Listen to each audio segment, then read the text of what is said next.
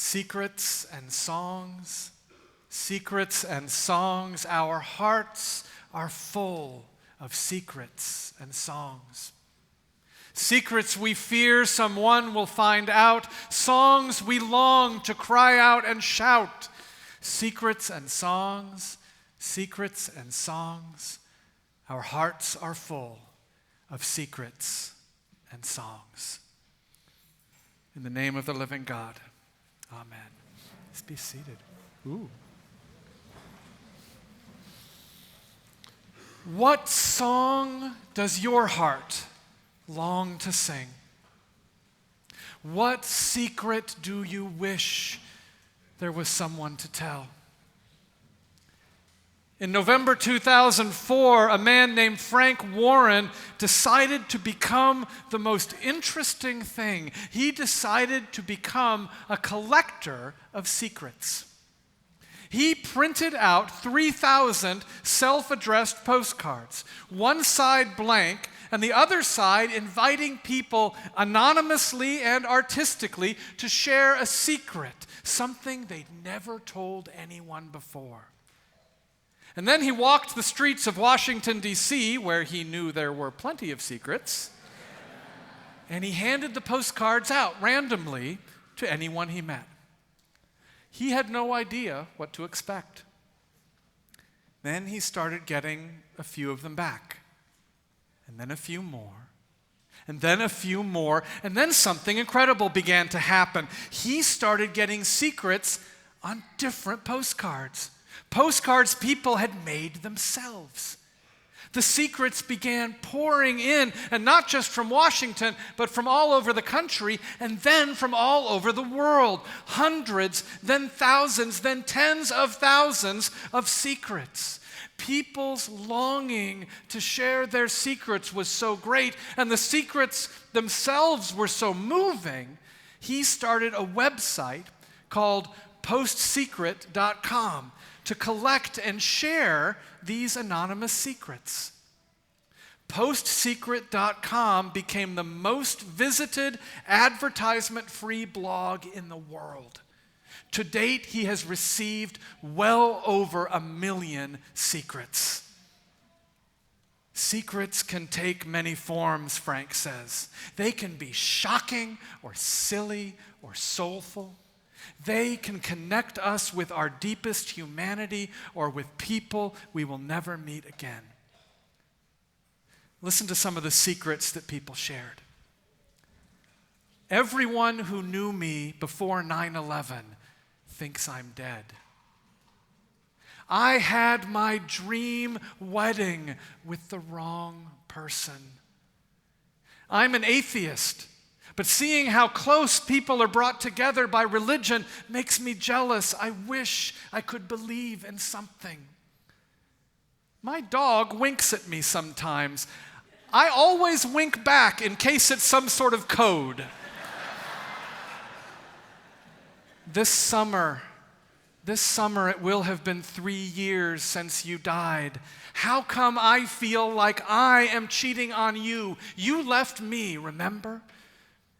I use a bracelet of Jesus to hide my cutting scars. My daughter hates women who have had abortions. I had one. The man I'm having an affair with is finally getting a divorce, but now I don't want him anymore. I put weed in the incense at church.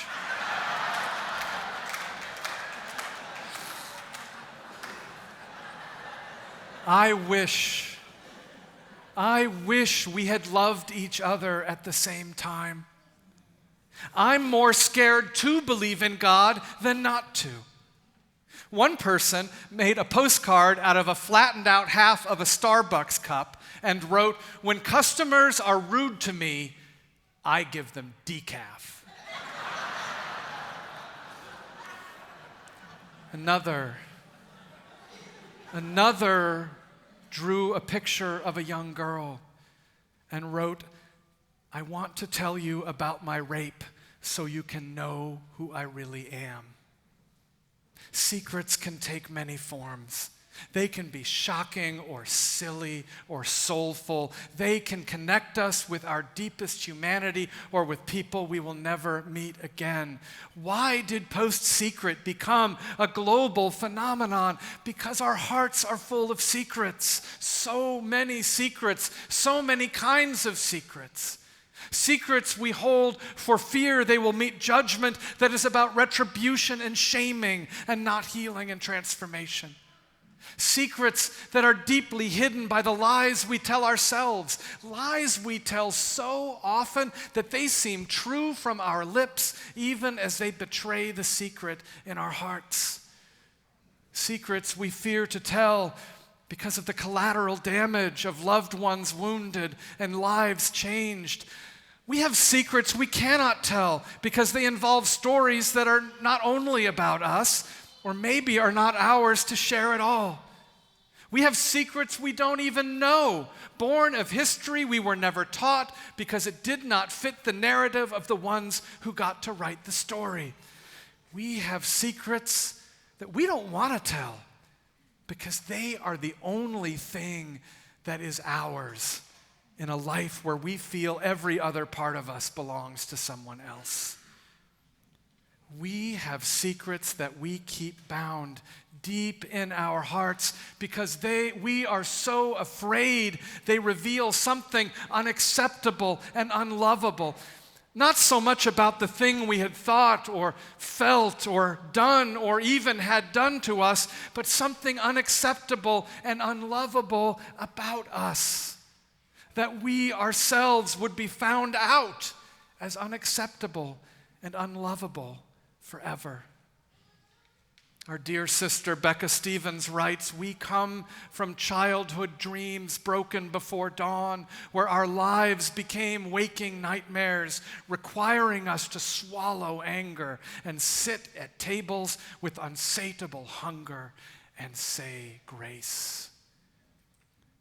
In his book, No Ashes in the Fire, Darnell Moore says of the secret of his father's beating of his mother, a secret his mother demanded Darnell keep because whatever happens in this house stays in this house.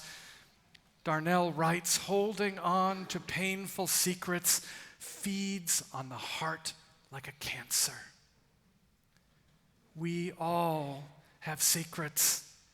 And too many of them, far too many of them, are bound to our hearts with chains of fear exhausting to carry. And we have learned to swallow anger and sit at tables, including this one, with unsatiable hunger and say grace while the cancer feeds on our heart. And yet that is not all that is on our heart. That is not all we come from. Becca sings on. We come from passionate melodies born to us where tunes rise like cicadas and sit down on porches, where gathering is sacred business and longing is woven into tablecloths. We come from old love that wants to rise like drum majors for a new generation in a land where children are safe, women are free, and all of us are invited to sing our song. Our hearts are full of secrets, and our hearts are full of songs. Songs of who we truly are and who we are becoming. Songs of beauty and joy, creativity and wonder. Songs of an old love that is longing to rise from us if only we could find that place of safety, that place of freedom. Songs from each of our hearts that long to join together in a chorus of joy, of justice, of love. Secrets and songs. Secrets and songs. Our hearts are full of secrets and songs. This year, as All Saints Church, we have been remembering who we have been and who we are and longing for that vision of who God dreams for us to become. And out of that remembering and longing came 4 core values that embody the heart of this community. Radical inclusion. courageous justice, joyful spirituality, ethical stewardship.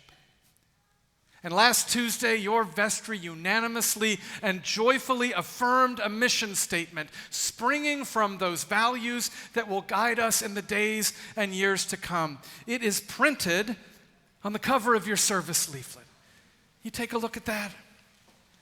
Can we say it together, each speaking it in the language of your heart?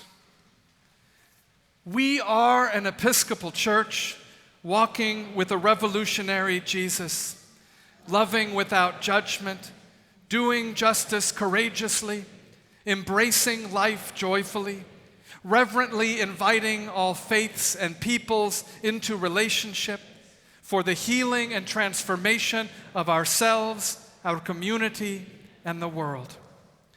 You see, for me, the heart of that is in that second line. Love without judgment.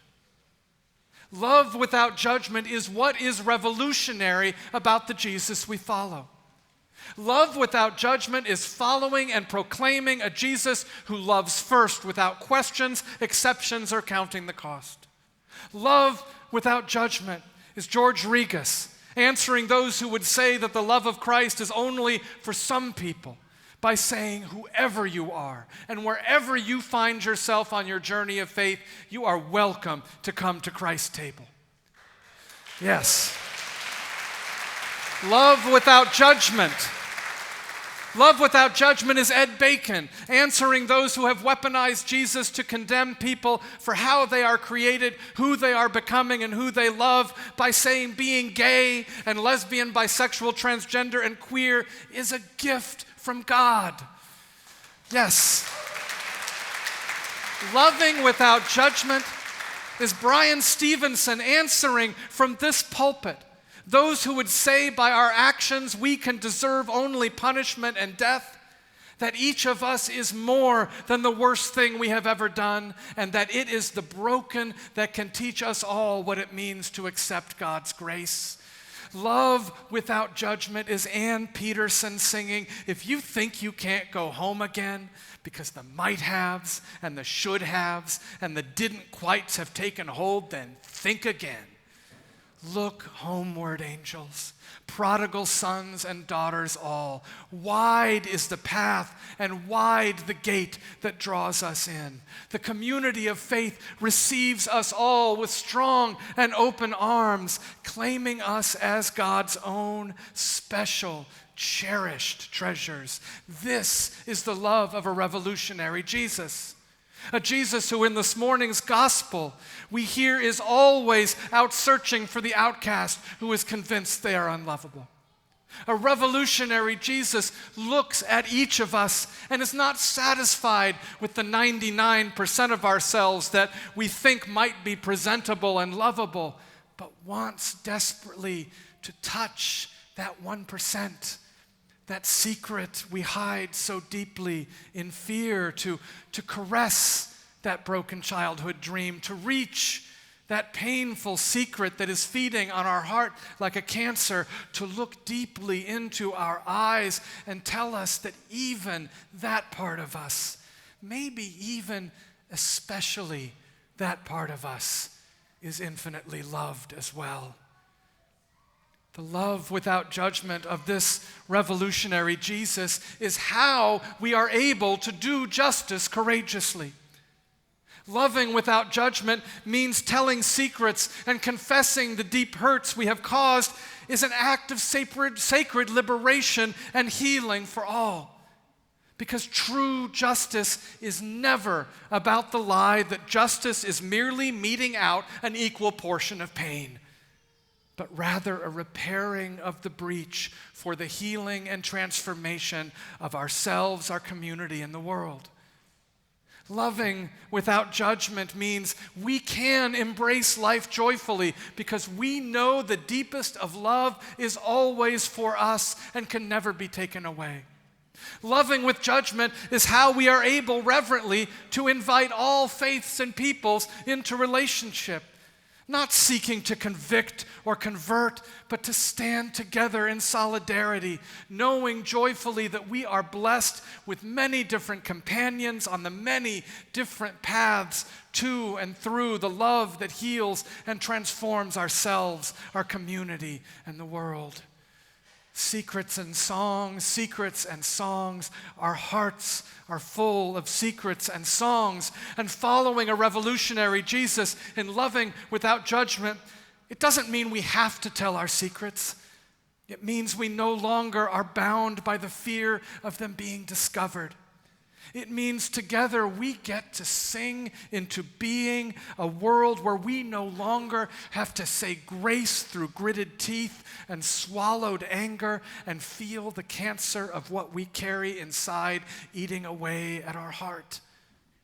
Where we are safe to share the secrets we long to tell and explore what our song might be without worrying about how it might sound to another's ear. Here at All Saints Church, we have declared ourselves a sanctuary church. A sanctuary is a sacred, safe place where we do not have to fear danger because of who we are, where we came from, or what the world might think of us. A sanctuary is the home we all deserve, if not the home we have ever necessarily had. Sanctuary is that place of love without judgment. And we indeed are and are becoming a sanctuary church. Not just for those who are being pursued by a government bent on ruling through fear, but for all who long to tell their secrets and sing their songs. As you leave the service today, you will be given one of these cards. It has our new mission statement, Spanish on one side, English on the other, written over the gorgeous Joseph Stoddard watercolor of All Saints Church that graces our legacy wall. I hope you'll take it with you as you leave today, and every day this week, take it out, read it, and then ask yourself, what song does my heart long to sing? What secret do I wish there was someone to tell? And then write that secret. Write that song in the blank space on the card, and then bring it back here next Sunday. Don't sign it. If you're nervous that someone might recognize your handwriting, well, you can maybe write with your non-dominant hand, or you can even cut out tiny letters from a magazine like a ransom note. But I hope you'll do it. And then I hope you'll bring this card back next Sunday, and we're going to lay them on this table together. If you absolutely can't make it next Sunday, you can mail it back to the address on the card. And I really hope you'll be here next week. I really hope you will come back and bring this card with your secret or your song and lay it on this table together, because gathering is sacred business, and generations of our longing are woven into that tablecloth. Come back and bring your secret and song with you. And while you're at it, bring someone else with you who has a secret they are longing to tell, or a song their heart is crying out to sing. Because yes, today is homecoming, but so is next week, and the next, and the next, and the next. If home is where the heart is, some safe, comfortable place where one is loved as is without condition, then you are home. Yesterday, today, tomorrow, always. A home with enough grace for all our secrets and enough love for all our songs. Welcome. Welcome home. Amen.